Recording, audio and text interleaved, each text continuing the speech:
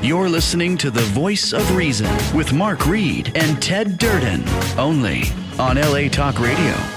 Good evening, and welcome to another edition of The Voice of Reason. My name is Ted Durden, a Southern Democrat. And I'm Mark Reed, a West Coast Republican. And together we are The Voice of Reason. For those of you tuning in for the very first time, this is a politically motivated podcast where civil discourse is the order of the day, where Mark and I find we have more things that unite us than we do that divide us. Right. Normally I would toss the ball over to Mark, but I'm going to be doing a monologue this week. Well, as we all know, the COVID-19 virus is in the news every day. But what I want to talk about is the stimulus package. Nancy Pelosi and the Senate Democrats have seen fit to uphold the second part of the stimulus package that Donald Trump is trying to get passed and get the money out to the American citizenry and small businesses that need it. I don't agree with the tactic that the Democratic leadership is using. The reason that they're holding it up because they want to make sure that there's money that is added in, because he's talking about $250 billion, I believe. They want to make it $350 billion, or it's $200 billion. They want to add and make it $350 billion. Final number is $350 billion. And they want to ensure that sufficient amount of money is being set aside for minority-owned small businesses, which they believe is being underfunded or is being ignored. Money is already set aside for small businesses, whether minority-owned or not. This we all know. So if the Democratic leadership wants to get together with the Republican leadership to tweak it or work out whatever the kinks are to make sure that that money gets to all of the businesses that need it, then that's what they should do. I don't think this money should be held up. They also want to indicate that they want additional money set aside for the Paycheck Protection Program, which they believe, again, is the money is not getting out to the business owners fast enough. Again, tweak what we already have.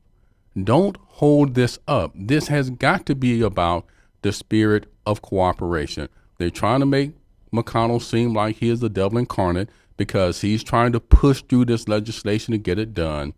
All Mitch McConnell is trying to do is take care of the American citizens. And I applaud him for that. That's what Donald Trump is trying to do, is to take care of the American citizens, trying to get the economy going again, trying to help stave off the financial crisis and hardships that everyday American citizens are experiencing. April 1st was just a few days ago. A lot of people couldn't pay rent. A lot of people couldn't pay mortgages. A lot of people could not pay their first of the month bills.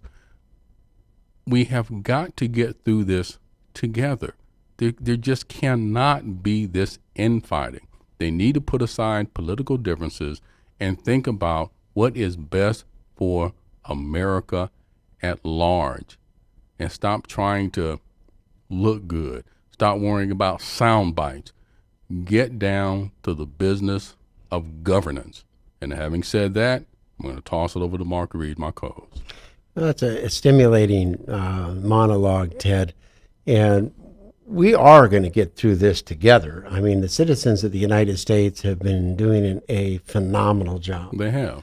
You know, with how would you say, being quarantined at home. Their businesses are being closed, shut down. They can't go out. They can't do anything. Us as citizens of the United States are going to make it through this together.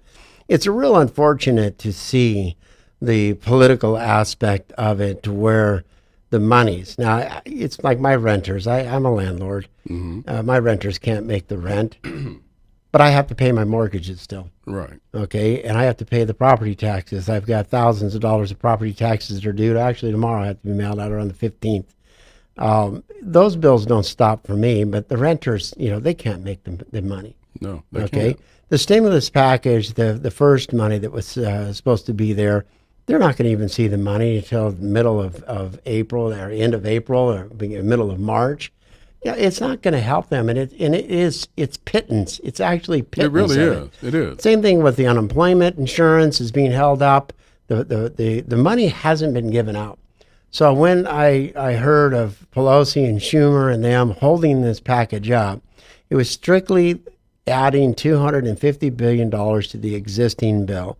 They wanted added safeguards. Well, every bank on tribal lands throughout the country, every bank now can process the loans through the SBA. They're giving an immediate $10,000 right into your account.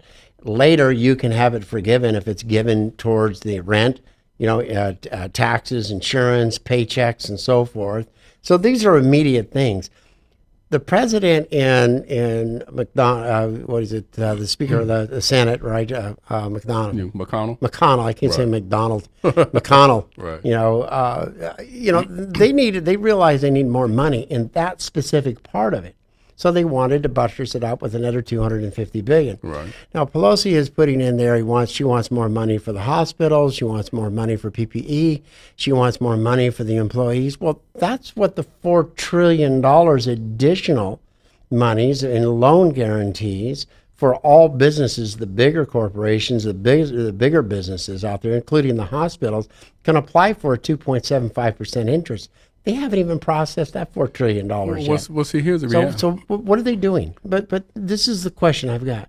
What are they doing in holding this up except for trying to kill the economy, to make it tougher on President Trump, to gain more points? And this is what my opponent has been doing. He wants more money to be given for research and development to the colleges for medications.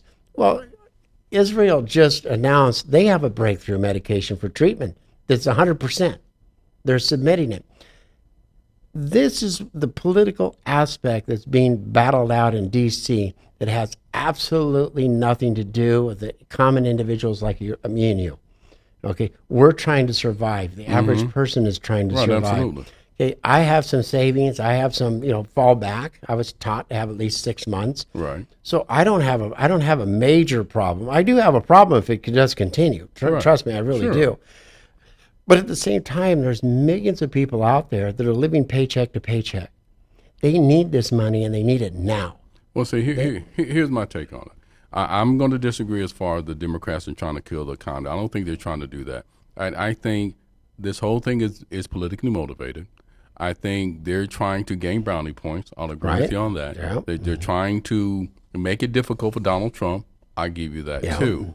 But I think at the bigger issue is brownie points with the American public, because it's all about, the Democrats has always been about, look at what we're doing for you that the Republicans aren't doing for you. Right. And that's why I say put aside political differences. Yeah. And the one thing about the money that has been released, anytime that you release that amount of money into our economy, it's going to be, there's going to be a lot of bureaucracy. Just because they gave the banks this money doesn't mean they're just going to, banks are just going to say, okay, everybody who's going to apply, we're just going to start writing out checks. It doesn't work that way. There are still going to be qualifiers. There's still paperwork that's going to have to be done. And everybody knows, the devil is in the details. It's always going to be in the paperwork. So it doesn't surprise me that this process is taking longer than anybody anticipated. We just had additional 6.6 million people apply for unemployment. They're estimating that possibly by the time June gets around, we could be at 15% unemployment. And that's unheralded in this country outside of war times. It simply is. So this, what's happening now, it really and truly is an anomaly. Our country has never experienced anything like this, and all this political infighting has got to stop. If the Democrats want to see something additional, I agree with Mitch McConnell. Let's deal with this now. If there's anything else that needs to be done, we can have separate discussions about it, continue to work together to see to the needs of the American people. And as far as the stimulus checks are concerned, if you did not list a bank account on your tax return, you may not see that check until September. Yeah, but if you file your taxes for 2019, this is what I did, because normally I get a paper check. I instructed my CPA to go ahead and get it direct deposit. Okay. So this year I will get it. I'll get my tax returns, and I'll get the checks for the $1,200 for me, $1,200 for my wife, and another $1,000 for the two kids that we have. So, but if everybody you're filing yours, have your if you get that CPA do done. a direct deposit, you'll get it faster that way. If not, then you're going to end up waiting an additional from what they're saying, 4 weeks to 6 weeks. Yeah. So there's a whole bunch of things that you really need to do and investigate. But, I think I can probably go on for days about the negative aspects of what's happening in D.C. I mean, everybody does. I mean, from the firing of the inspector general, which is, everybody says, oh, Donald Trump's up to his mischief again, firing the inspector general, and who's going to be the watchdog? And it's like, well, wait a minute. Hasn't everybody been complaining about the fraud and the waste that's been going on in the government? Right. And you ask the average person, do you know what the inspector generals do? They're supposed to be overseeing every one of the bureaucracies out there, every one of those departments as well, and looking for fraud, waste, and duplicity and so forth. Well, why in the hell haven't been doing their job already? Why? Because they are appointed by the presidents. They are what do you call it? Seconded by the Senate, approved by the Senate. Right. They go for the confirmation hearings. They're political cover for the incumbents. That's all it is for all of the mischief that they've been doing. But our federal government is so huge, there is no real oversight. There's too much waste. And our congressmen and our senators, Ben Sass, anybody wants to hear a really good one, this is at the end of the Kavanaugh hearings. Ben Sass did a closing statement in regards to all of our elected officials have usurped their fiduciary responsibilities of actually putting forward legislation. They allow the department heads to do it, the bureaucracies, the unelected, unaccountable bureaucrats. Now, in the proof of that pudding is, I believe it was in 2018, there was about 4,500 pages of law that was passed and approved by the Congress. But you know that there was 94,000 pages of regulations, which in all reality is law because it has the authority and is upheld by law. 94. By the bureaucrats. Wow. Who's running the country? Our elected officials or the bureaucrats? Ronald Reagan brought that out a long time ago, that our bureaucrats, the unelected, unaccountable individuals are driving this country into the ground. We need to hold our elected officials accountable for their actions. You look at my opponent, when he became, the congressman of the district, there was a thriving medical research and development and manufacturing in the district. It's gone. Now he complains. Where is it?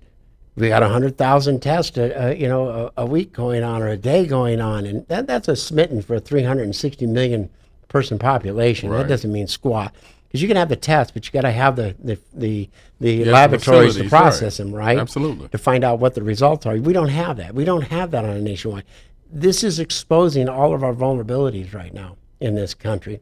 But looking at the positives, I've talked about that, and we had Michael Reagan on the show. Right, yeah. And Michael has become an extremely good friend of mine. And his daughter, Ashley Reagan, wrote a really neat thing that makes you think about some of the positives that are going on during this quarantine. And Ashley Reagan wrote, she's a school teacher, a local school here. Right. Says schools have been out for 3 weeks. And if they go back May 1st, the students would be out for over 6 weeks. If they canceled the rest of the school year, students would miss 2.5 months of education. Many people are concerned about students falling behind because of this. Yes, they may fall behind when it comes to classroom education. But what if, Ted? Just what if? Okay. What if instead of falling behind, this group of kids are advanced because of this? What if they have more empathy? They enjoy family connection. They can be more creative and entertain themselves. They can learn to love to read. They love to express themselves in writing. What if they enjoy the simple things like their own backyard or sitting near a window in the quiet? What if they notice the birds and the different flowers emerge and the calming renewal of the gentle rain shower? What if this generation are the ones to learn to cook, organize their space, do their own laundry, and keep up a well-run home? What if they learn to stretch the dollar and live with less? Economic education that is so lacking in the United States. What if they learn to plan shopping trips and meals at home? What if they learn the value of eating together as a family and find the good to share in the small delights of every day? What if they are the ones to place great value on our teachers, our educational professionals, librarians, public servants, and the previously invisible essential support workers like truck drivers, grocers, cashiers, custodians, logistics, and healthcare workers, and their supporting staff? What if among these children a great leader emerges who had the benefit of a slower pace and a simpler life to truly learn what really matters in this life? What if they are reality ahead after all of this? Yeah, that's very profound. It is. And it's very true, because you and I were talking before we went on the air about the good that can come out of what this country is experiencing. The first thing that came to mind was quality time, in the sense that, and this is the only way I can put it, parents are forced to spend more time with their children. The demands of the job that kept them apart is no longer there. The burden of that, the responsibility of that is no longer there. And I know as troubling and as difficult as that is, the good thing is the children being away from school, having to study at home, having access to their parents. And that is a beautiful and wonderful thing. And that is one of the things that Ashley Reagan talks about in her What If prose. Yep. And that's a very positive thing. On that note, we're going to go to our first advertisement to pay our bills. We'll see you in 45 seconds.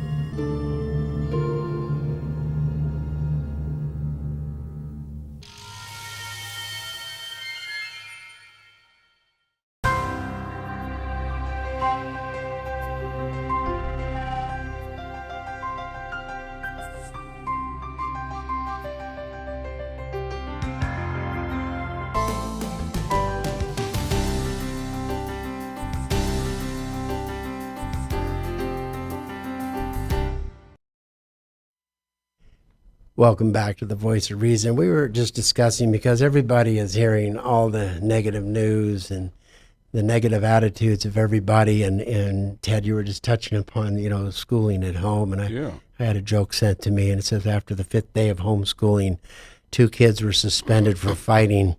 One has been sent to his room, and one of the teachers got fired for drinking on the job. That's funny. little homeschool, Right. homeschool one, and Right. the other one is my neighbor, went outside and noticed his other neighbor was talking to the cat and having a really profound conversation with the cat. Mm-hmm. Yeah, as if the cat was really listening. Mm-hmm. And my neighbor told me that after they watched that he went inside the house and told his dog, and they both had a great laugh over it. I got one from an associate of mine, and she said, I am beginning to suspect that a woman invented the coronavirus because mostly men die, football matches are canceled, sports events are canceled, bars and pubs are closed, no socializing in public. You have to stay at home with your own wife 24/7. But this is during the times of these stressing times, it's really important to see the positives, and there's a lot of positives. I think this country, the people are coming together, and we're going. The first models that came out had 100,000 to 250,000 people dying because of the great spirit of this nation of coming together and doing some of the toughest things, which is staying at home and just minding yourself. We are going to pinnacle at the top here, and it's going to be going down the other side. I personally don't think we're going to breach 50,000, deaths. And even that number is going to be skewed because the CDC, along with the CDCs of the individual states, are now putting every single death in the hospital, whether it's from pneumonia, whether it's from the flu, whether it's from whatever, they're not even listing all of the added health problems of an individual. They could have gone in there in cardiac arrest and had a little sniffle, oh, it's coronavirus. So the numbers of people that are going to pass away is going to be skewed. And this is where it gets into another major wake-up call, because there's, within the black community, you have a lot of diabetes. Right. You have obesity. Right. Okay. You have High blood pressure. You have high blood pressure. There are things that are prevalent within the black community, health-wise. Right. And it's a wake-up call, because this coronavirus is an accelerant to all of the health issues that you already have. If you are not healthy, and nobody's talking about this. Dr. Fauci's not talking about it. All the healthcare workers are not talking about this.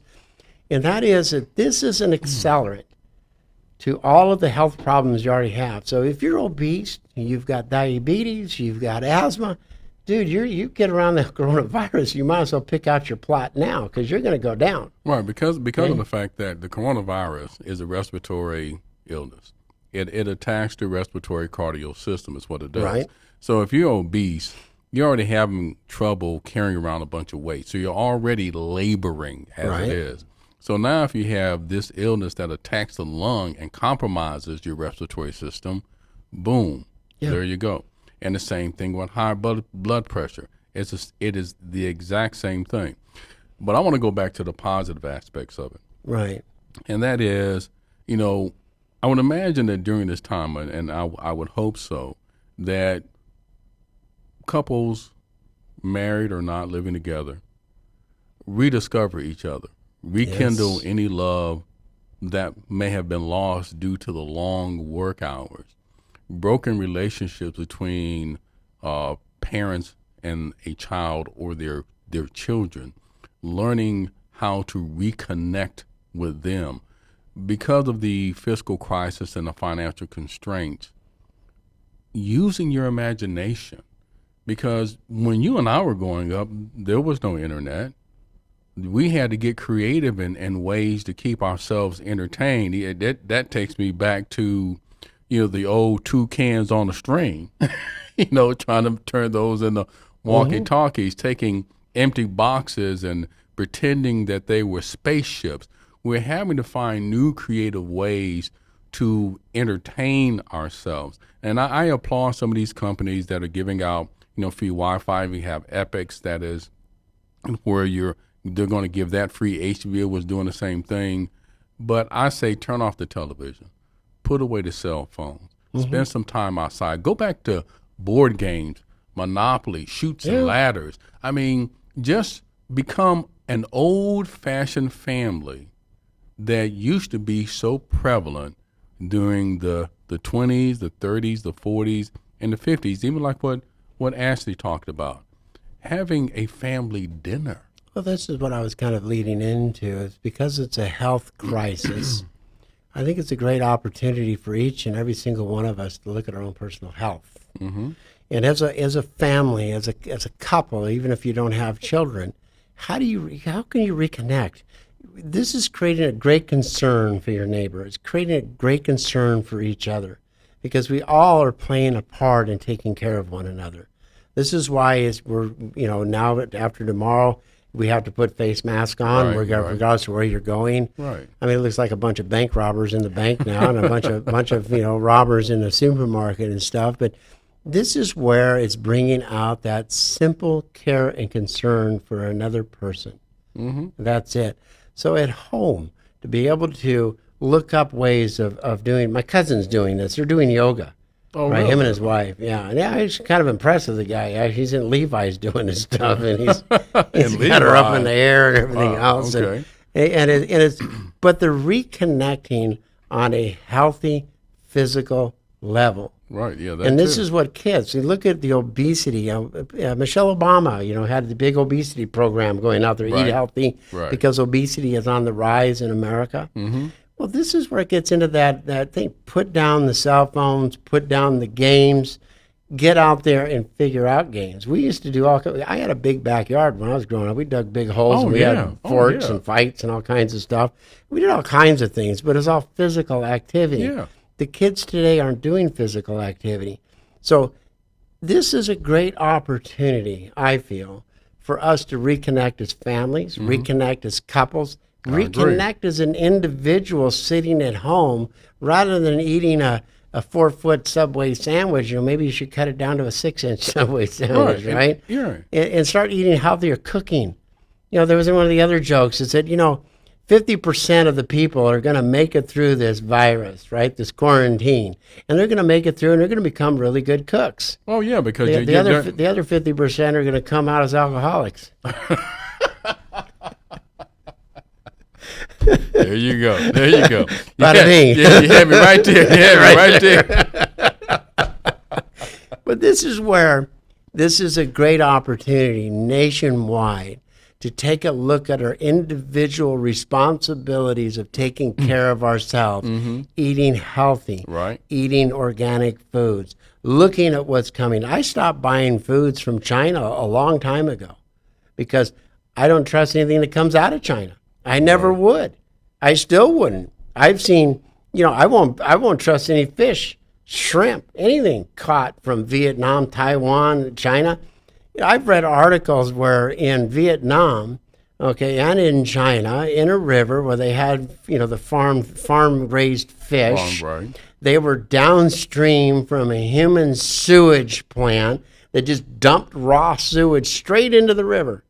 And it was the greatest food, they thought, for the fish because they grew up fat and happy, eating all the human feces. Oh, God. And I'm like, you got to be, boom, from that day forward after I read that article, this is years ago I read that one, right? I would never touch a fish again from the eastern area, period. I don't care where it comes from. Shrimp, all that garbage, no way. But, this is an opportunity for us to really look at what we're eating, what we're consuming, how we're exercising.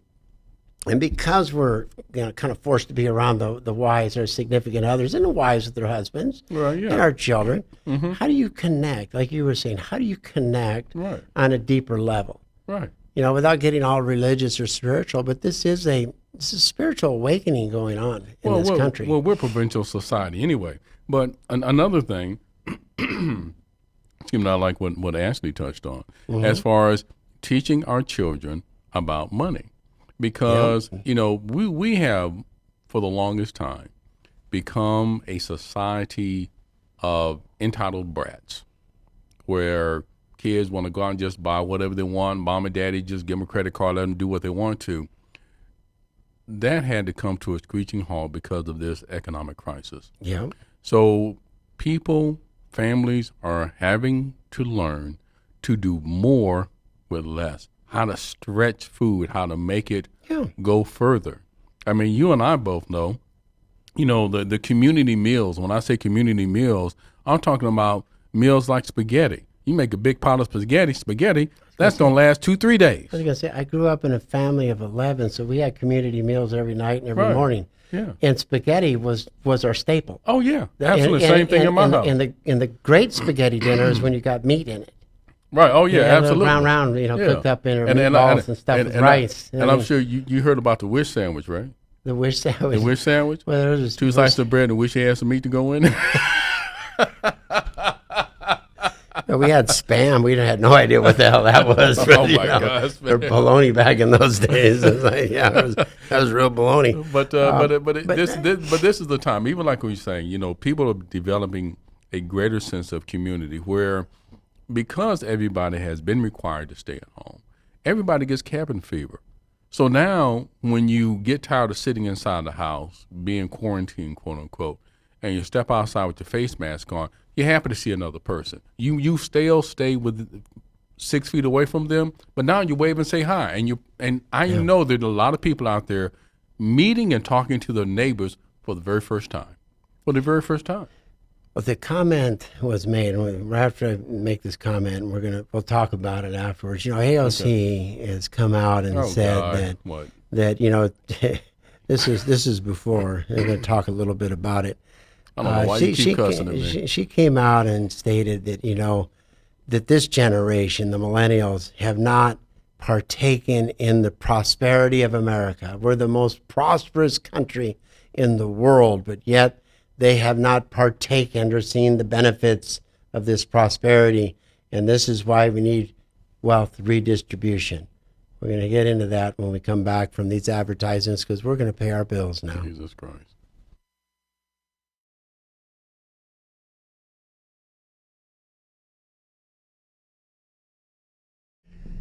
Hi, I want to welcome Rusty Levin and Harry Nabanian, both trial lawyers for workman comp cases.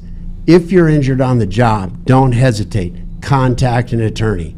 I did when I was wounded or injured on my job, and I thought I would trust my employer, and it didn't work out quite well. So I found Rusty Levin, handled my case like a professional, worked out way better than any other lawyer that I talked to would have worked out.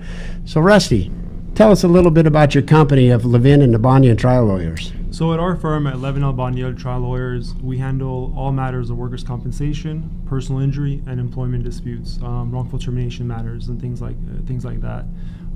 We were able to help Mr. Reed out with his workers' compensation case. Unfortunately, workers' compensation injury can be very stressful, intense situation. And at Levin Albanian, we try to get you the most benefit we can of the law, while also easing the stress and anxiety that comes along with that situation, and getting you back on your feet. My partner, Mr. Nalbandian, he handles the personal injury sides, and I'll let him take it from there. And just like all injured employees out there, anybody else who gets injured as a result of somebody else's negligence has rights, and the rights that they need to protect immediately.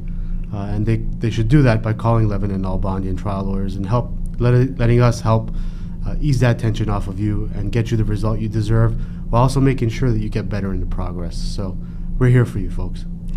Levin and Nabanian Trial Lawyers is the best company for you to get a hold of when you're injured or have a personal injury. So give them a call at 213-232-4848, 213-232-4848. Thank you. And let them handle the stress for you while you recover at home. Thank you again. Bye-bye.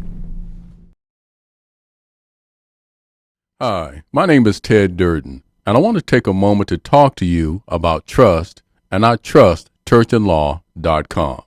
When it comes to workers' compensation and employment law, you can trust churchandlaw.com. If you ever need legal advice you can rely on, it's churchandlaw.com. Black and white, no gray, churchandlaw.com. 818-230-3110, churchandlaw.com. A law firm you can trust and count on. Welcome back to the Voice of Reason. Anyways, Ted, I brought up the comments of AOC in regards to our country being the most prosperous country, but the millennials have not enjoyed in the prosperity. And I say that was probably one of the most ignorant comments that she could have made. I grant it, and I agree with a little bit of what Bernie Sanders talks about. And this is why Bernie and President Trump have gotten along, is because of the trade imbalances and the manufacturing leaving this country. Our millennials are having a difficult time participating in the free marketplace. However, as consumers, they haven't had any problem. They got these really nice iPhones, cars, everything at the tip of their fingers.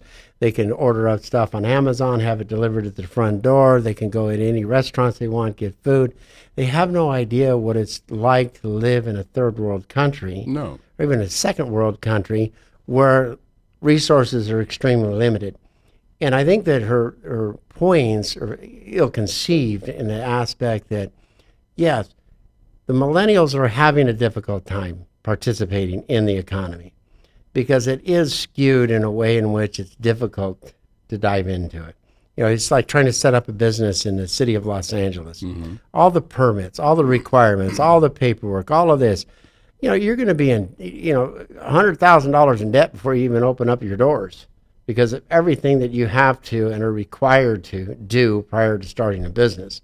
And this is where California has become one of the number one and most difficult states to do business in. Oh, yeah, definitely. Yeah, if you don't have an already up and going business, you cannot start a new one here. Right. And I've gone and I have spoken to the business ed classes at Cal State Northridge, at Santa Monica College, at Pierce College, at UCLA as well in Santa Monica. And I'll ask them, I say, how many of you are going to start your own businesses? Everyone very enthusiastically will raise their hands. I am, every one of them. Then you ask them the simple question, how many of you are going to start a business here in California? Every single one of their hands go down. Every single one of them. They will not start because they understand how difficult it is in the state of California. Well, this whole thing about AOC, everybody knows I don't mince words about it. I'm not a fan of AOC. She gets on my damn nerves. She really does. And some of the idiocy that she spouts, like what she said. Mm-hmm.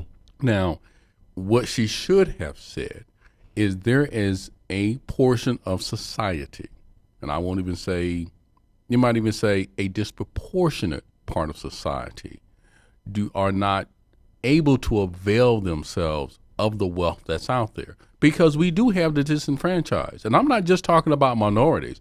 I'm talking across the entire racial spectrum. Across the board. Yeah, absolutely. Across the board. So that do not participate. So if you want to talk about it in that instance, about redistribution of wealth, that may have some validity to it. But I always go back to what I've always said. Okay, an honest day's wage for an honest day's work. Yeah, but just like Ashley touched on, Ashley Reagan, is that what our school systems are failing is on the economics. Yeah. Of teaching economics. What is the number one thing when you're in business? It's always putting some money away for the next About inventory. savings. Absolutely. It's saving. It's always reinvesting, saving, and understanding your books. Right. Right. And I got taught that lesson early on in my life, so I've always applied that. But you watch how the banks will, like piranhas, feed on college students, right? Absolutely. They're getting the credit card applications. Absolutely, right away. And all of a sudden, they're $20,000, $30,000 in debt, plus their school books, Right. plus their education and so forth. And I think mom and dad's going to cover it all. And it's like, where's the old school? A good friend of mine, Myrna, she went to college. Okay, and she went to work and she paid for her college tuition while she was going to school. Mm-hmm. Where are we teaching the children today how to manage fiscally their own homes, how to manage fiscally their own lives? They're not. No. The kids, this is all part of that fallacy, the ill-conceived statement that AOC made. Mm-hmm. If you don't have to think about your income, you don't have to think about your debts, you don't have to think about anything, that's pretty prosperous. Send that kid down to Venezuela, where you're going to have to, or even in China. If you watch these things in China, in the wet markets over there, you've got the little ladies that all they know how to do is catch rats in the forest, and they cook them up, and they're selling them in the wet market for $1.25. That's how they're earning money. They catch rats, cook them up, and sell them. But think about the other end of it. All there is available to eat is cooked rats. It's pretty sick. No, it is. Okay, I mean, and then the bats and all that crap they're eating over there. So if you look at today's society, we're living she is right on that. We are the most prosperous. We have so many resources. There's opportunity up the yin-yang. The government is in the way at every step of the way. And you look at specifically California. You look at California and how it's just killed it. You look at the San Fernando Valley. Too much red tape. I've lived here my entire life, and I've watched the businesses in the San Fernando Valley change over from research and development, manufacturing, right, to a service industry. What is the highest paying job in a service industry? It's a manager. Mm-hmm. How many managers are there?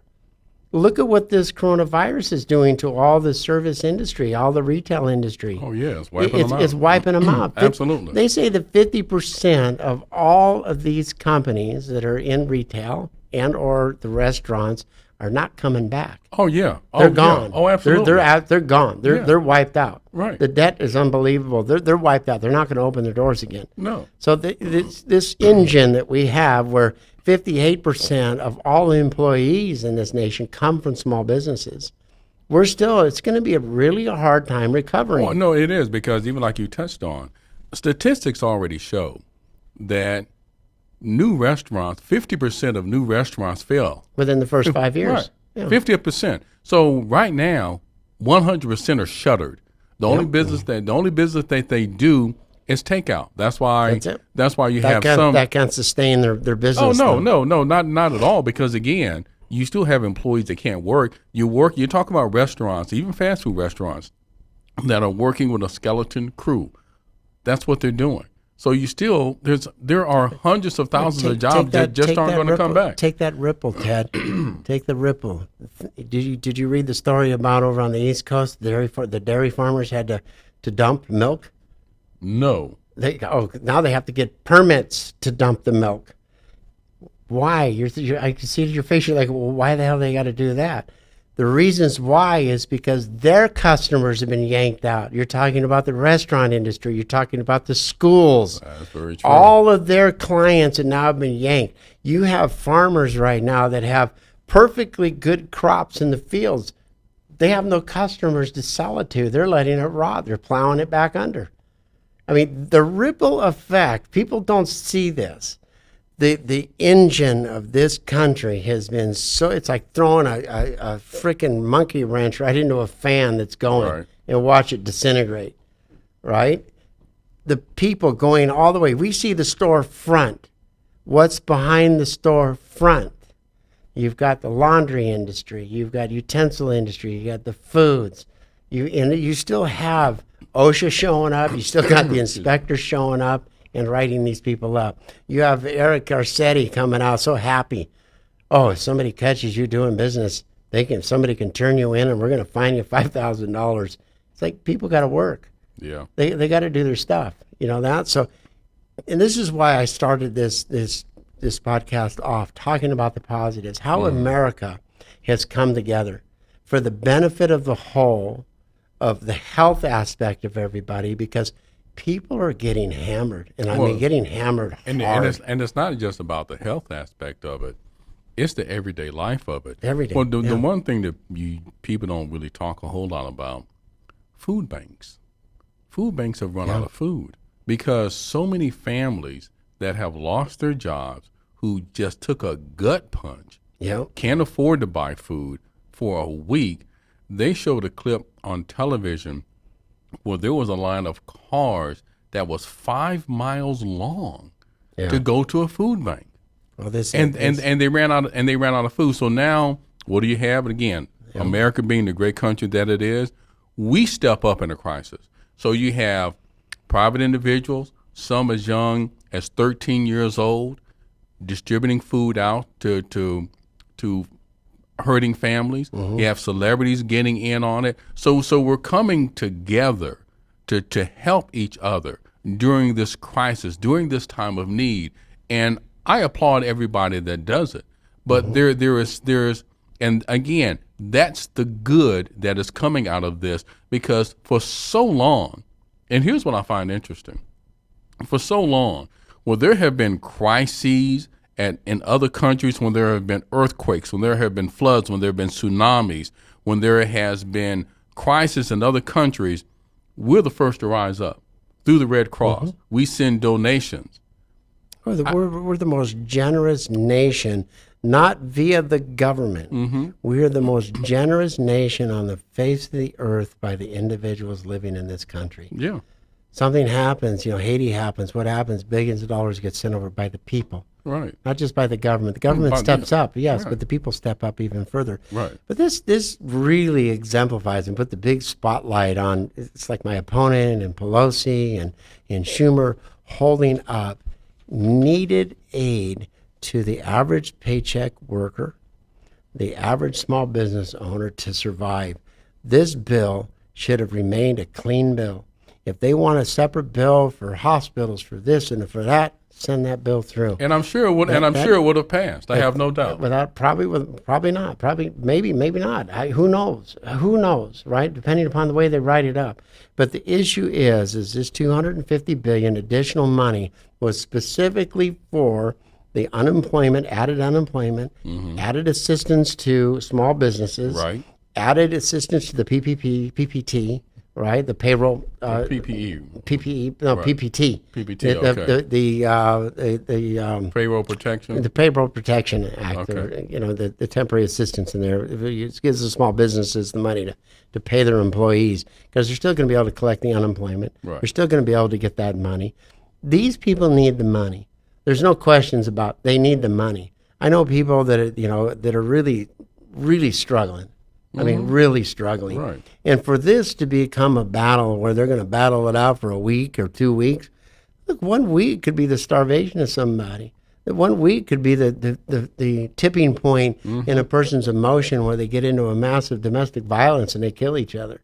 They got to take this stuff serious about the working class in this country that is living paycheck to paycheck.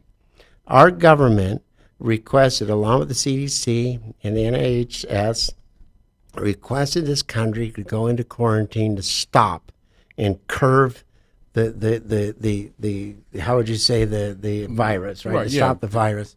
They requested everybody to quarantine themselves, to stop working, close down your shops, social distancing, and all. And we've done it. We've done it so well.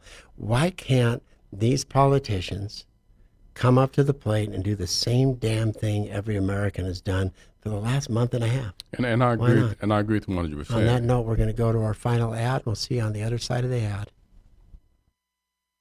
My erstwhile opponent says I don't accept debate invitations.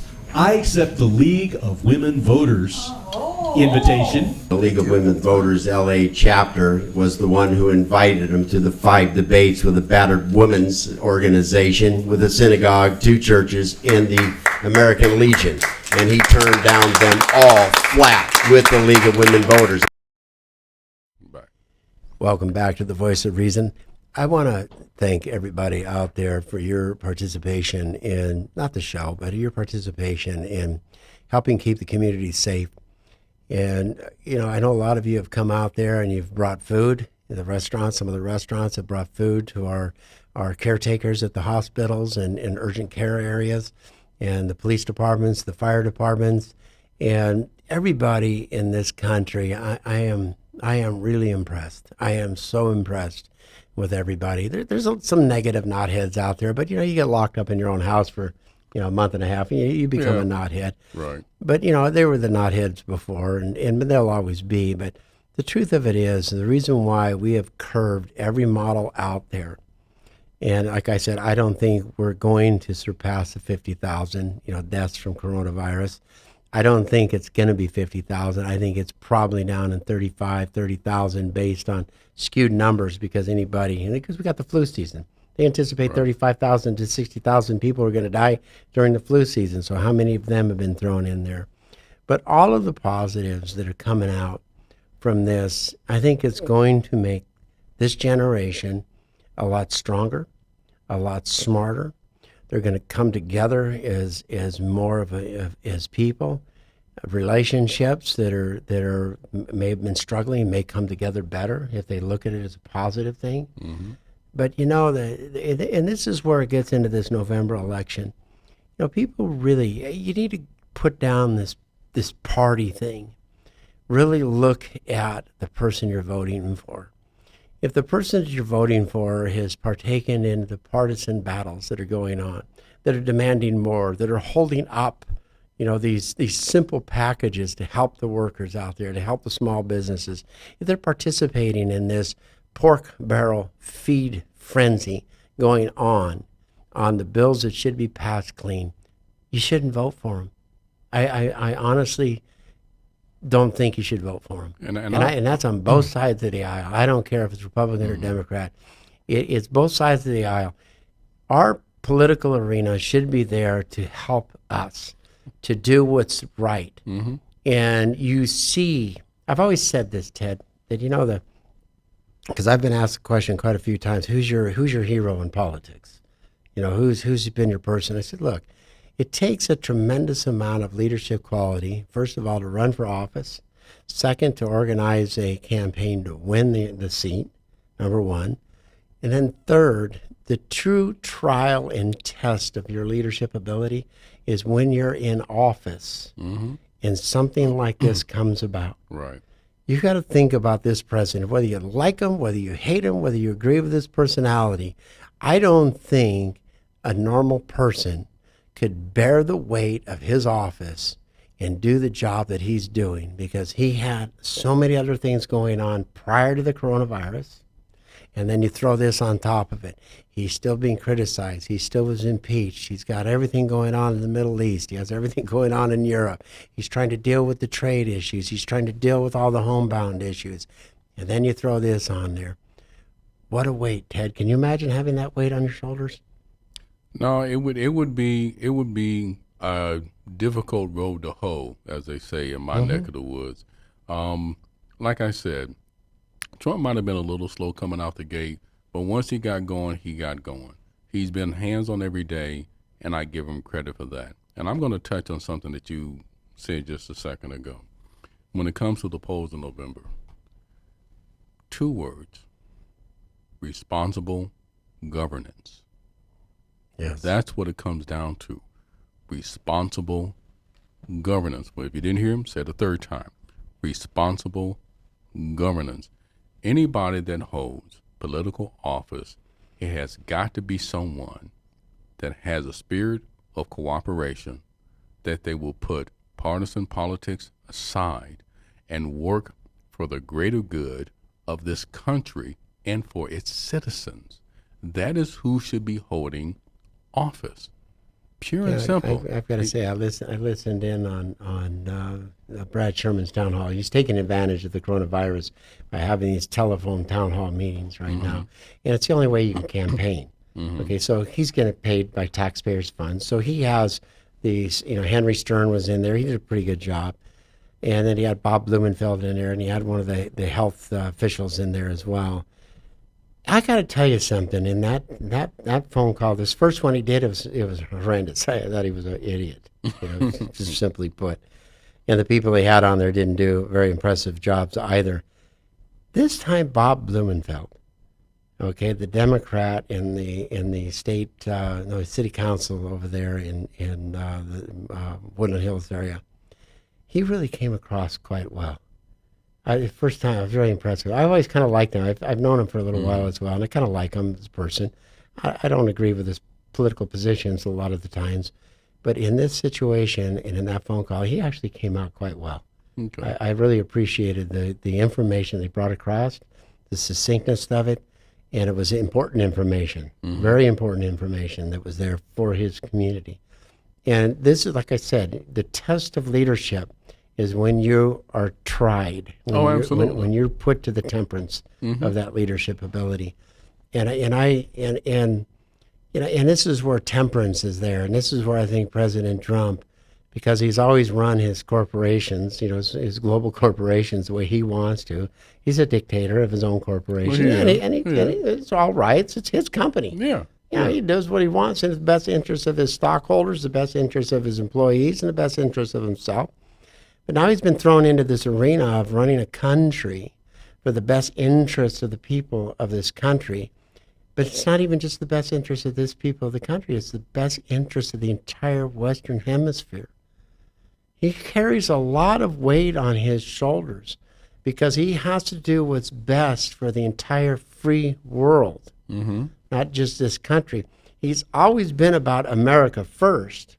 Yes, and he's been brash and bold and nasty, and you may not like what he has to say. Right. But the one thing you always got to agree upon, it's always America first. Always. And I need to dispel something real quick. There was a doctor who talked about hydrochloroquine, and because he mentioned it once, there was a run on it.